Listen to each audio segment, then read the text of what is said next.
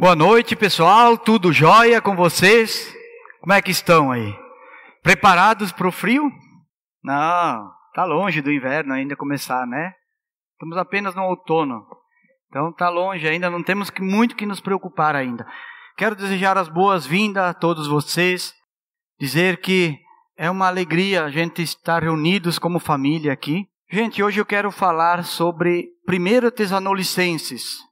Novamente, né? Vocês que vêm acompanhando as mensagens, sabem que essa é a terceira mensagem sobre a primeira carta de Paulo aos Tessalonicenses. Então, para quem não está lembrado, eu quero simplesmente dar um resuminho do que nós já estudamos. No primeiro capítulo, no capítulo 1, Paulo fala da fé e do testemunho dos Tessalonicenses lá naquela região da Macedônia, né? Que era muito bom ouvir aquele testemunho de fé que eles tinham. No segundo capítulo dessa carta, Paulo escreve a respeito das aflições que eles sofreram lá em Filipos, quando eles foram açoitados severamente e foram presos. E depois ele continua ali, quase terminando o capítulo 2, já entrando para o capítulo 3, falando do desejo de visitar aquela igreja de Tessalônica, né? Mas por algumas razões eles foram impedidos de ir até lá. Como Paulo escreve lá, por 2 vezes o próprio Satanás impediu de vê-los.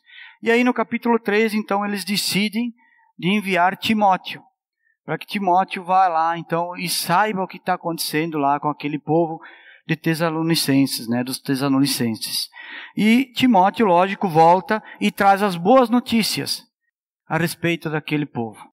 E então, hoje, nós vamos estudar o capítulo 4. Você pode já pegar a tua Bíblia, abrir a tua Bíblia, na primeira carta de Paulo aos Tessalonicenses, capítulo 4, do 1 ao 12. Para quem tem no celular, pode abrir o aplicativo no celular, ou então nós vamos ter aqui no telão também os versículos da Bíblia, né? Então ele diz o seguinte, capítulo 4, versículo 1. Quanto ao mais, irmãos, já os instruímos acerca de como viver a fim de agradar a Deus. E de fato assim vocês estão procedendo. Agora lhes pedimos e exortamos no Senhor Jesus que cresçam nisso cada vez mais. Pois vocês conhecem os mandamentos que lhes damos pela autoridade do Senhor Jesus. A vontade de Deus é que vocês sejam santificados, abstenham-se da imoralidade sexual, e cada um saiba controlar o seu próprio corpo de maneira santa e honrosa, não dominado pelas paixões e desejos desenfreados como os pagãos, que desconhecem a Deus. Neste assunto, ninguém prejudique a seu irmão, nem dele se aproveite. O Senhor castigará todas essas práticas, como já lhes dissemos e asseguramos. Porque Deus não nos chamou para a impureza, mas para a santidade. Portanto, aquele que rejeita essas coisas não está rejeitando o homem, mas a Deus que lhes dá do seu Espírito Santo. Quanto ao amor fraternal, não precisamos escrever-lhes, pois vocês mesmos já foram ensinados por Deus a se amarem uns aos outros. E de fato, vocês amam todos os irmãos em toda a Macedônia. Contudo, irmãos, insistimos com vocês que cada vez mais assim procedam. Esforcem-se para ter uma vida tranquila, cuidar dos seus próprios negócios e trabalhar com as próprias mãos, como nós os instruímos, a fim de que andem decentemente aos olhos dos que são de fora, e não dependam de ninguém. Senhor Jesus, queremos te louvar, ó Pai, e te agradecer por nossas vidas, ó Pai, e agradecer porque temos, Senhor, a oportunidade de entender, de estudar a Tua Palavra, Senhor. Senhor, quebranta o coração de cada um essa noite, que o Teu Espírito Santo ministre, ó Pai, a cada coração, e que eu possa ser usado aqui, Senhor, como instrumento em Tuas mãos, que sejam as Tuas palavras, Senhor, através de mim, e que nós possamos edificar um ao outro, conforme ouvimos, Senhor, a Tua verdade, para que saibamos entender qual é o propósito que o Senhor tem para cada um de nós em nossas vidas. Em nome de Jesus Cristo que eu oro. Amém. Então Paulo aqui dá várias dicas para os Tessalonicenses como eles deviam viver aí para ter uma vida tranquila. Por isso eu coloquei o título dessa mensagem hoje: o que fazer para ter uma vida tranquila? Talvez nós vivemos tempos difíceis, né? Onde é difícil ter tranquilidade, né? Um dia, 2 dias, uma semana, a gente sempre tem alguma aflição passando por perto. Mas Paulo dá várias dicas aqui, é isso que eu quero compartilhar com vocês. E eu quero compartilhar com vocês, não no sentido de cobrança, não levem para esse lado, mas no sentido de a gente avaliar dentro de nós, avaliar o nosso coração, como é que anda o nosso coração. É nesse sentido que eu quero compartilhar com vocês esses 12 versículos, né? Então o primeiro ali Paulo diz assim: quanto ao mais, irmãos, já os instruímos acerca de como viver a fim de agradar a Deus. E ele diz: e de fato vocês estão procedendo dessa maneira. Agora lhes pedimos e exortamos no Senhor Jesus que cresçam nisso cada vez mais. Então, já para nós ir meditando e pensando aqui, eu quero fazer uma pergunta já para você ficar ali analisando assim, ó. Você tem levado uma vida que agrada a Deus? Paulo diz: pedimos e exortamos que vocês aumentem ainda mais aquilo que vocês já têm. O que aquele povo tinha e que era testemunho em toda a Macedônia? A fé. Era o testemunho de fé que os Tessalonicenses estavam espalhando como um aroma agradável, né? A fé que eles tinham. Então, o caminhar diariamente na fé era aquilo que mexia com aquela igreja primitiva, como a gente compreende, né? E nós, os cristãos, devem caminhar na fé e na dependência de Deus diariamente. Esse é o ensinamento de Paulo. Então aqui vem a primeira dica dele: que a gente possa viver com fé e dependência de Deus. Fé e dependência de Deus. Mas o que significa fé e dependência de Deus? O que significa isso? Antes de qualquer tentativa, antes de qualquer decisão, antes de qualquer atitude que eu quero tomar, eu devo recorrer a Deus. Isso é fé e dependência de Deus. Antes de tudo é recorrer a Deus. Não depois que eu já comprei, depois que eu já vendi, depois que eu já decidi, depois que eu já troquei. Aí eu vou lembrar de Deus e vou perguntar para Deus. Depois que eu já fiz algo errado, daí agora eu vou recorrer a Deus. Não. Antes de qualquer atitude, recorrer a Deus. Isso é fé e dependência de Deus. O que mais seria fé e dependência de Deus? Quando eu orar, entregar a Deus, sem tomar de volta, né? Muitas vezes a gente faz o quê? A gente tem uma dificuldade, a gente ora, pede para Deus, num dia e no outro dia toma de volta. Busca de volta. Diz: Deus, dá aqui, tu não me respondeu nada, tu não resolveu, deixa que eu mesmo resolvo. Isso não é dependência de Deus, isso não é fé. Então é entregar para Deus sem tomar de volta. Terceiro, é confiar nas promessas de Deus. Porque muitas vezes a gente falha na fé porque a gente não confia nas promessas de Deus. Tem vários livros que falam sobre as promessas de Deus. Mas tem um que é muito bom, que é 365 promessas de Deus. Ou seja, dá para ler um versículo para cada dia do ano. Tem muitos textos e muitas promessas de Deus na Bíblia. Se vocês lembrarem, né, Jesus mesmo dizia: vinde a mim, vós que estáis cansados e sobrecarregados, que eu vos aliviarei. Quem beber da água que eu dou jamais terá sede. Quem pedir algo em meu nome e crer, não duvidar, será concedido. Então são várias promessas, aqui só alguns versículos que Jesus cita, algumas passagens que Jesus, mas em toda a Bíblia há muitas promessas de Deus. Então esse é o terceiro ponto. Quarto, esperar e aceitar a vontade de Deus. Nós temos pressa, né? Temos pressa. Nós queremos coisas para ontem, né? Aliás, eu acho que para ontem já está ultrapassado, né? É melhor para ontem, né? Porque para ontem era sábado, sábado não é dia útil, né? Tinha que ser para sexta, né? Então, nós temos que esperar em Deus, esperar a resposta. E outra parte importante de ser uma pessoa dependente de Deus também é ser grato, agradecer pela resposta, mesmo que ela seja não, sabe? Agradecer quando Deus diz não. Porque quando Ele diz não, Ele está me livrando de um problema muitas vezes. Então não é sempre que Deus vai dar algo para mim que vai fazer o melhor para mim. Se eu quiser uma motocicleta de 3.000 cilindradas, nem sei se existe, né? Deus vai dizer não, porque tu vai se matar com essa moto. Tu vai morrer. Então não é bom para ti. Então tem algumas coisas que nós pedimos para Deus e a resposta é não. E mesmo assim nós devemos ser gratos. Então esses são algumas dicas para aumentar e fortalecer a nossa fé e andar na dependência de Deus. Estas são algumas dicas para que possamos ter o quê? Uma vida tranquila, né? É esse o ensinamento de Paulo. E aí Paulo, no versículo 2, ele diz assim: pois vocês conhecem os mandamentos que lhes damos pela autoridade do Senhor Jesus. A vontade de Deus é que vocês sejam o quê? Santificados. Abstenham-se da imoralidade sexual.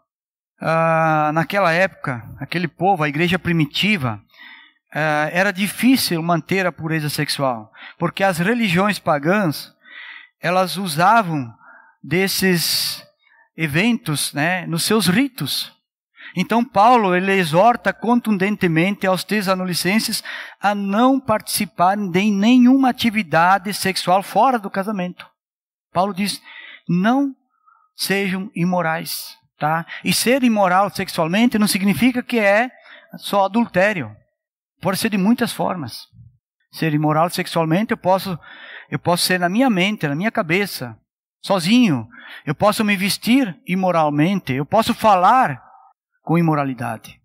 Então são várias formas de eu ser imoral.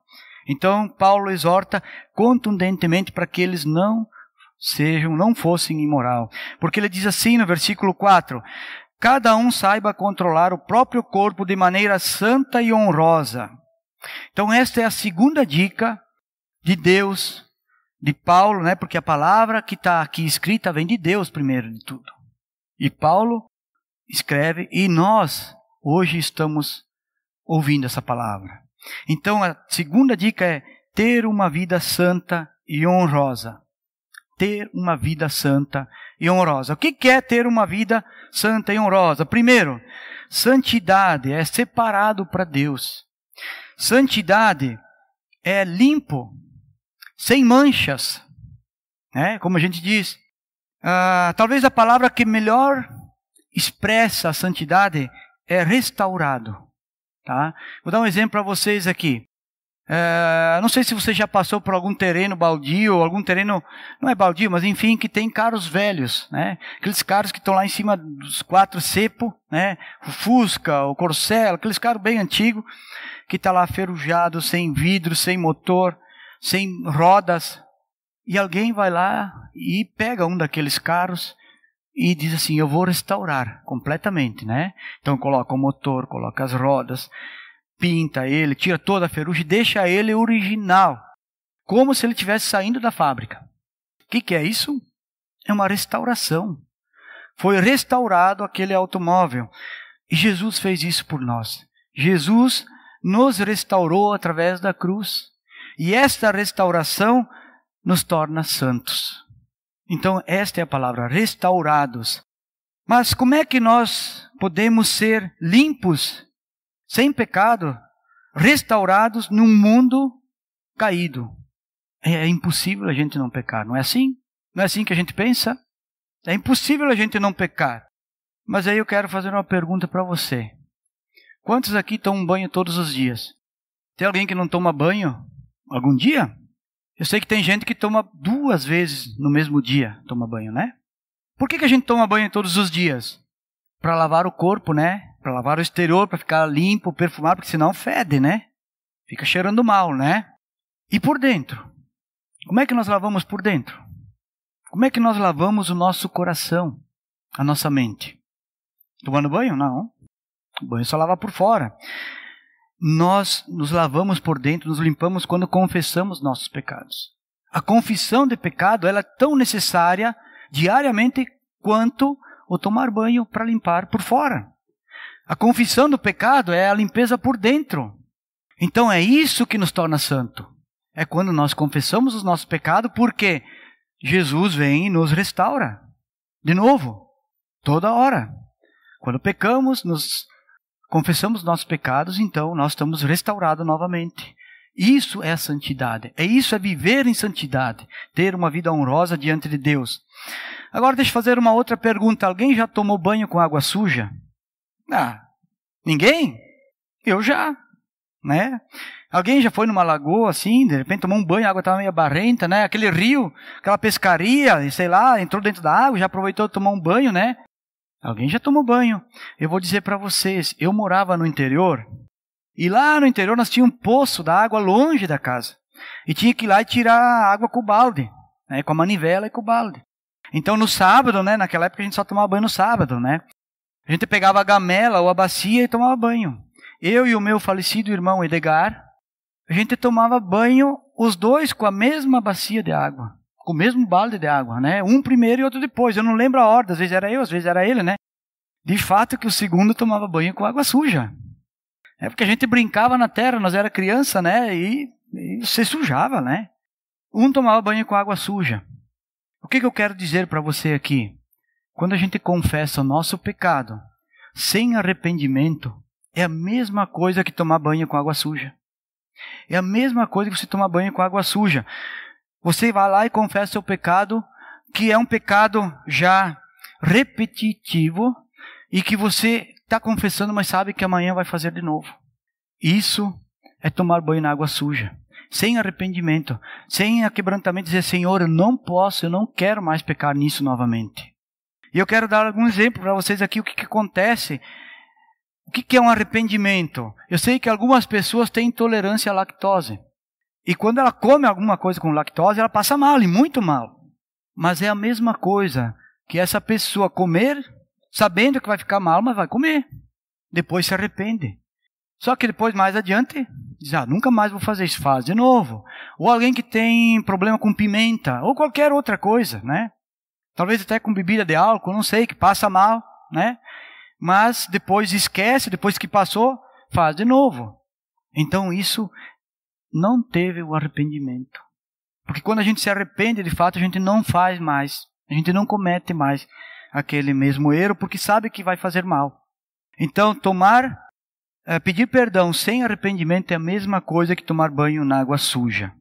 E no versículo 5, Paulo diz assim, não dominados pelas paixões e desejos desenfreados, como os pagãos que desconhecem a Deus. A terceira dica que Paulo nos dá aqui para ter uma vida tranquila é não ser dominado pelos desejos. O que domina você? O que domina a minha vida? O que tem me controlado? O que é um desejo desenfreado? Um desejo desenfreado é algo que está acima da decência, acima da decência, acima da vergonha. O meu desejo vem antes, eu não tenho mais vergonha. Não importa se eu estou sendo indecente, eu não tenho mais vergonha nem decência, porque o meu desejo desenfreado está acima disso. Aí, nesse ponto, a gente peca e não consegue perceber mais o nosso erro. Porque aquele desejo ele é tão forte, ele é tão dominante, que eu já não me importo mais. É quase como se eu tivesse anestesiado, né? Que não me importo mais o que os outros vão falar, o que os outros vão pensar. O que importa é eu satisfazer o meu desejo. Eu gostaria que a gente abrisse Romanos 13. Depois a gente volta aqui. Só vamos ali em Romanos e já voltamos para cá. Romanos 13, o versículo 13 e 14. Paulo diz assim, comportemo-nos com decência, como quem age à luz do dia, e não em orgias e bebedeiras, não em imoralidade sexual e depravação, não em desavenças e inveja. Ao contrário, revistam-se do Senhor Jesus Cristo, e não fiquem premeditando como satisfazer os desejos da carne. Aqui Paulo está falando de novo para os romanos agora. não satisfazer os desejos da carne. Como ele diz aqui no versículo 5 de 1 Tessalonicenses, voltando lá em 1 Tessalonicenses, ele diz o quê? Não dominado pelas paixões e desejos desenfreados. Ele está tratando do mesmo assunto. Então, nós temos que cuidar do nosso próprio corpo. Não ser dominado pelos desejos. Porque os desejos vão nos tirar a tranquilidade. Eles vão nos fazer sofrer. Vai ter consequências. Então, o que é a felicidade nos nossos dias? O que é a paz nos nossos dias? É quando agimos com equilíbrio e sabedoria. Isso nos traz tranquilidade e nos traz paz. E no versículo 6, Paulo diz assim: neste assunto, que ninguém prejudique a seu irmão, nem dele se aproveite. O Senhor castigará todas essas práticas, como já lhes dissemos e asseguramos. Que ninguém se aproveite de um irmão, de um próximo, do seu próximo. O que acontece com muitos cristãos? Existe uma certa liberdade por causa da confiança. Eu vou fazer um negócio com meu irmão porque eu sei que com ele não vai ter problema. Eu posso confiar, né? Aí eu vou vender o meu carro com defeito, com problema, sem dar desconto, sem dar garantia e tabela FIP. Depois que será, né? Eu só quero levar vantagem, eu só quero me aproveitar. Ou eu vou pegar alguma coisa emprestada, um dinheiro emprestado, alguma coisa nesse sentido, e depois eu vou atrasar o pagamento, não vou pagar o juro. Ou então ainda eu posso pegar e pedir para alguém ser o meu avalista. Ou comprar algo grande, né? Ou até algo pequeno, mas uma parcela razoavelmente pesada. E aí eu não vou conseguir pagar depois essa parcela, não vou conseguir dar a volta. E aí então o meu avalista vai ter que pagar. Então isso também é se aproveitar do irmão. Então muito cuidado quando existem pessoas assim, aproveitadores, aquelas pessoas que são gananciosas, que são de certa forma até desonestas. Muito cuidado. E aí Paulo também diz assim, no versículo 6, que ninguém se aproveite do seu irmão, porque o Senhor castigará essas práticas, como já lhes dissemos e asseguramos. E no versículo 7 ele diz assim, porque Deus não nos chamou para a impureza, mas para a santidade.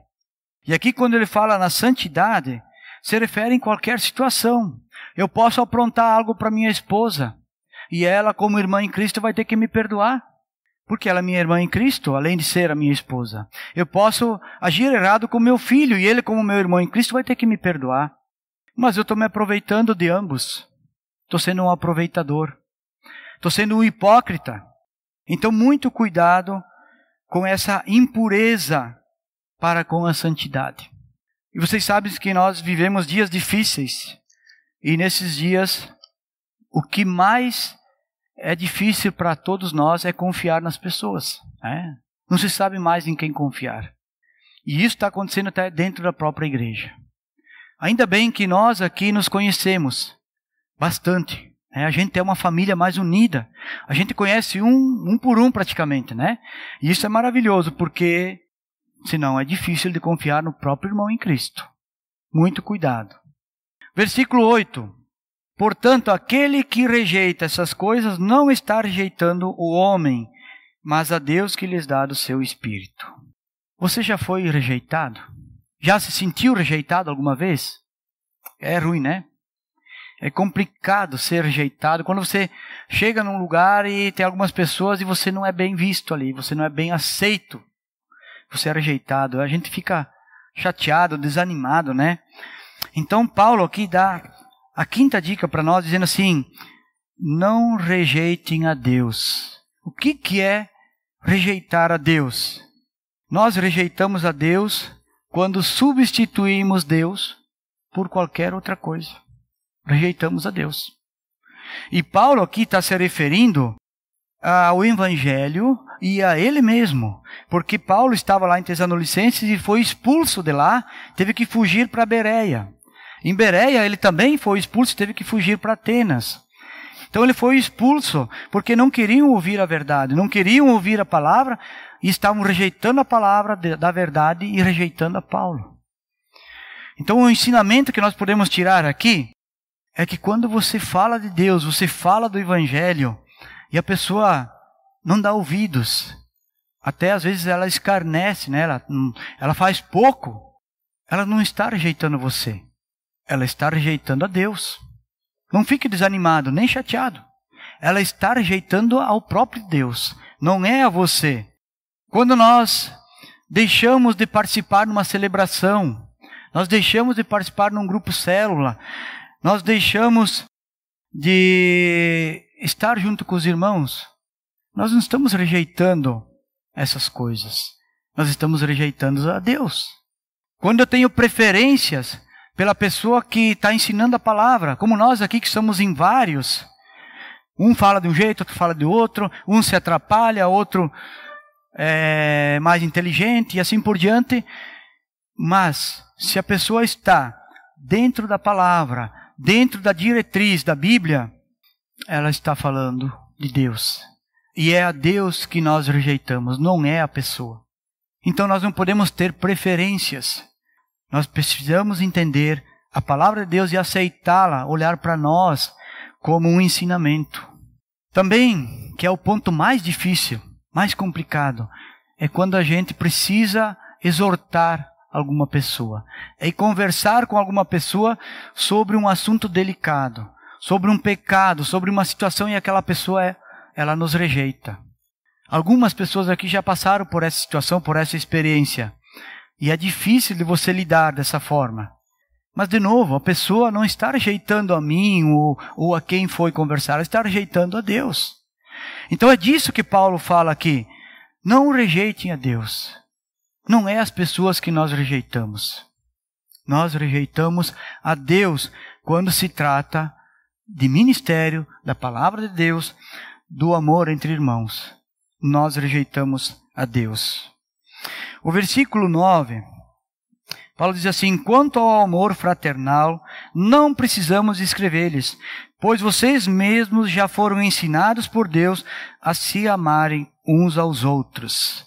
E de fato, versículo 10, vocês amam a todos os irmãos em toda a Macedônia. Contudo, irmãos, insistimos com vocês que cada vez mais assim procedam. Paulo diz assim, insistimos, essa palavra é muito forte.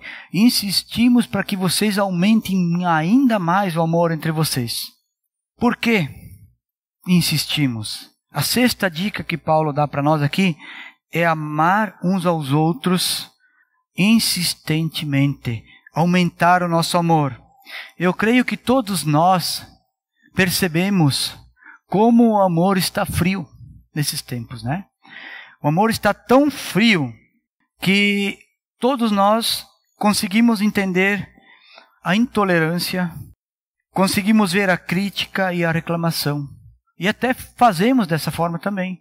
Temos facilidade em criticar, em julgar, em não aceitar. Isso é a grande maioria. Tem facilidade. Mas perdoar e aceitar são poucos que conseguem. São poucos que conseguem perdoar e aceitar. E essa é a grande diferença entre um cristão que ama e um cristão que não ama. Ou que ama menos e ama mais. O cristão que tem amor pelo seu próximo, pelo seu irmão, ele consegue perdoar mais fácil. Se nós estudarmos aqui, Paulo mesmo fala, em 1 Coríntios também, fala sobre o amor. O amor perdoa multidões de pecados, né? Mas, Paulo diz assim, insistimos. Então, ele estava preocupado, disse, cuidado, para que vocês não se tornem orgulhosos, para que vocês não se tornem egoístas, para que vocês não sejam displicentes uns com os outros, para que de repente a gente possa estar levando uma vida, eu e Deus, na minha casa, no máximo com a minha esposa, com a minha família, e os outros, problema deles. Não é assim que Paulo nos ensina.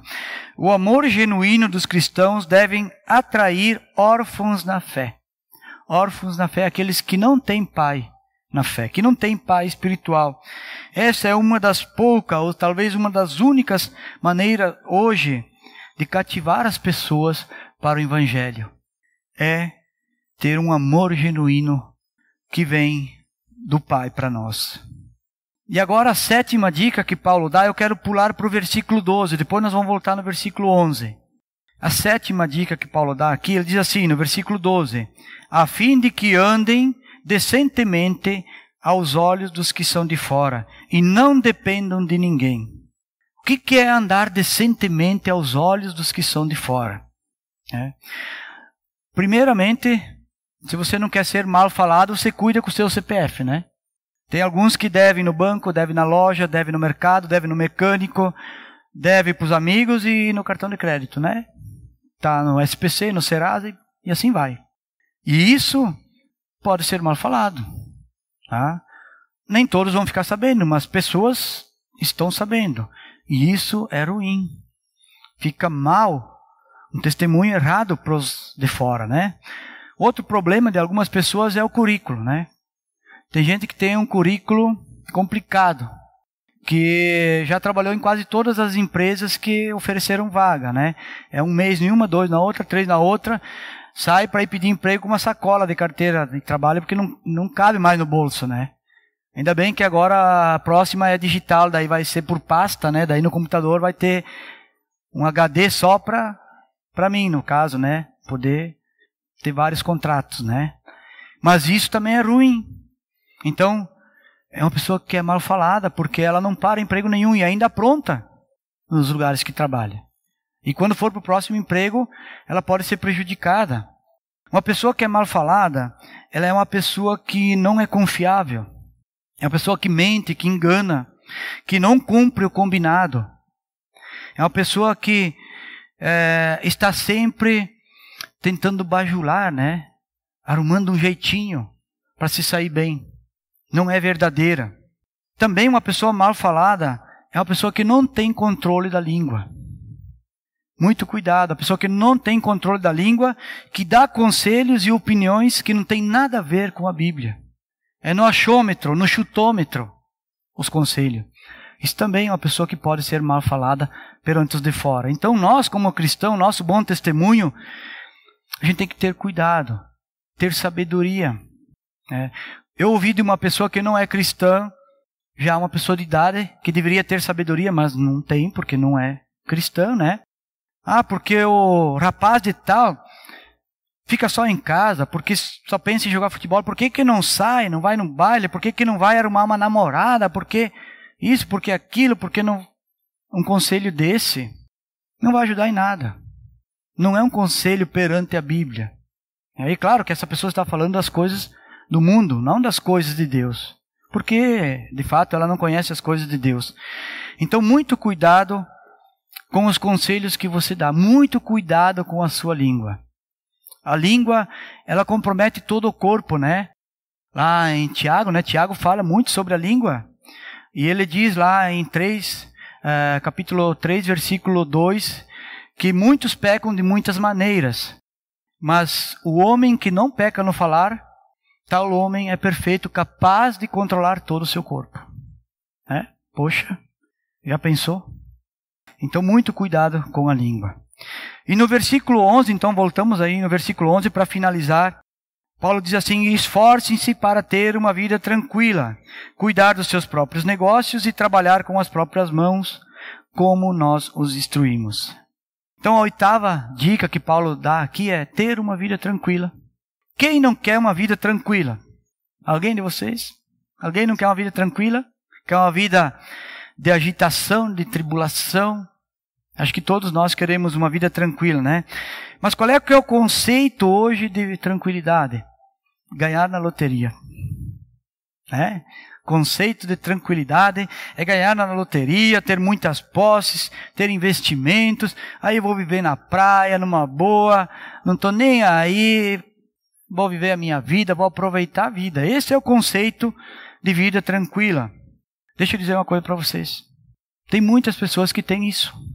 Tem gente que tem dinheiro, tem casa na praia, tem tudo isso, mas não tem uma vida tranquila.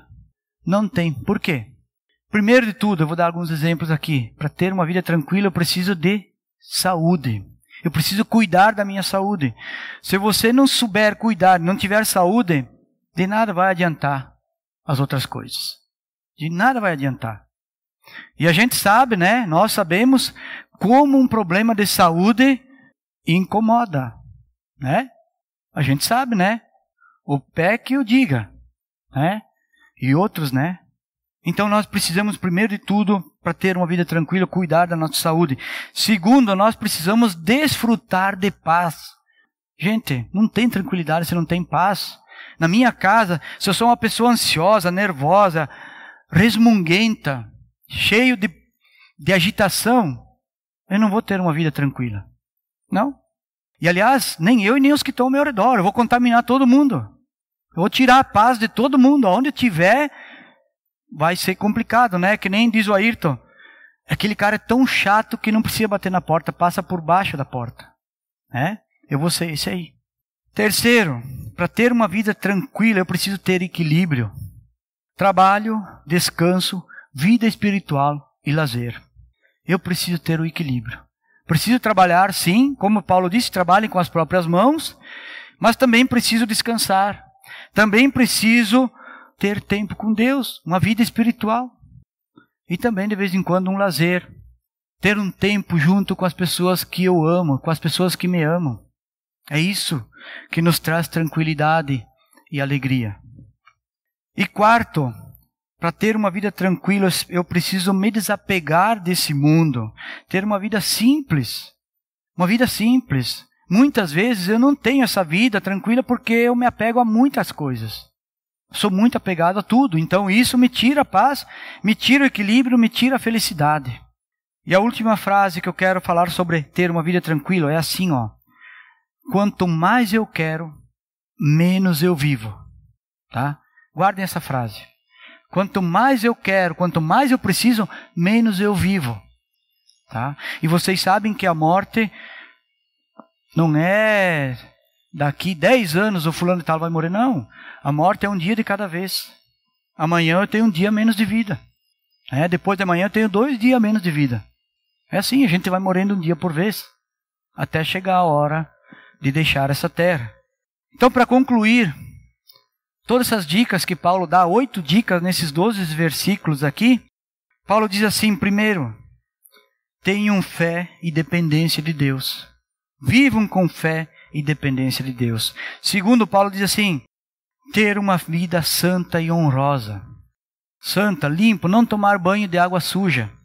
Terceira dica, não ser dominado pelos maus desejos, aqueles desejos incontroláveis, aqueles desejos que eu perdi totalmente o equilíbrio e não tenho mais o domínio. A quarta dica, não ser um aproveitador. Seja fiel, principalmente com os irmãos em Cristo, com a sua família, com o amor fraternal. A quinta dica, não rejeitar a Deus. Cuide para não rejeitar a Deus. Sempre que você tiver uma oportunidade de estar com Deus, de ouvir a Deus, se esforce para participar. Se tiver um curso, participe do curso, você vai estar buscando a Deus, não rejeite a Deus. A sexta dica, aumentar o amor uns para com os outros. Aumentar. Nós temos que cuidar porque o amor está esfriando cada vez mais, então cuidado com isso. Vamos aumentar o amor. E a sétima dica, tenha decência para com os de fora. Sabe? Uma pessoa decente, que não precisa ser espalhafatório e nem chamar atenção aonde está. Simplesmente é uma pessoa normal e decente. A oitava dica, ter uma vida tranquila. Quer uma dica melhor do que essa? Ter uma vida tranquila. É isso que Paulo nos ensina e que vai nos ajudar muito nós vivermos esses dias que estão, aos nossos olhos, bastante complicados. Amém? Vamos orar? Senhor Jesus, eu quero te louvar, Pai, te agradecer, Pai, por essa noite. Obrigado, Pai, porque podemos aqui, Senhor, com liberdade, Deus, cantar louvores a Ti. Podemos, Senhor, agradecer, podemos meditar na Tua palavra, Pai, e podemos nos instruir, Pai. Sempre, Senhor, olhando para a cruz de Cristo, Pai. Que nós possamos viver mais, ó Deus, viver mais em paz, viver mais com alegria e tranquilidade, como aprendemos aqui nessa palavra hoje, Pai. Que não sejamos, Senhor, pessoas interesseiras, aproveitadoras e displicentes com o amor que recebemos de Cristo. Senhor, cuide, guarde e abençoe a cada um, proteja a cada um, ó Deus. Guarda a mente e o coração de todos, ó Pai. E Senhor, também aqui essa noite em especial, ó Pai, eu quero colocar diante de Ti, ó Pai, a vida do Alcimir. Cuida e guarda ele, ó Pai, que ele possa se recuperar bem da cirurgia, Deus. Que ele possa suportar esse tempo necessário, Deus, agora, com todo o cuidado, Deus. Dá a paz a ele, a tranquilidade a ele, Deus. Peço ainda, Senhor, também pela Elisa, que fez a cirurgia também, que o Dante e a Raquel possam saber cuidar dela, estar junto, ter paciência, cuidado com todo esse processo que ela está enfrentando, Deus, e que ela se recupere logo, Deus. Peço ainda pelo Cremir, que está aqui conosco, Pai, é uma alegria de vê-lo aqui, Deus, que Tu esteja cuidando, Senhor, do procedimento que ele precisa fazer, Pai, do transplante de rim, Pai, que ele consiga, Senhor, todos os detalhes, Pai, para que isso aconteça, Deus, que os médicos de lá tenham boa vontade, Senhor, nesse sentido, Deus. Cuida, Pai, da Albertina também, da recuperação do câncer, Deus. Protege ela, Pai, que ela possa entender a Ti, conhecer a Ti também, Deus. Senhor, eu sei que temos várias pessoas passando por dificuldade, Pai. A Carmen, Pai, a esposa do Braido, Pai, que ela possa estar conseguindo, Senhor, fazer esse tratamento novamente do câncer, Deus. Senhor, sabemos que há entre nós várias pessoas com dificuldades de saúde, Pai. Talvez eu não lembre de todos aqui, a mãe da Analice, Deus, mas, Senhor, que Tu possa estender Tua mão poderosa sobre cada um, Deus. E aqueles também que eu não estou sabendo, mas que o Senhor possa, sim, protegê-los e restaurá-los, Pai, de ambas as formas, na saúde, na mente e no coração. Pedimos a Ti, Pai, entregamos todos esses em Teu nome, Jesus. Amém.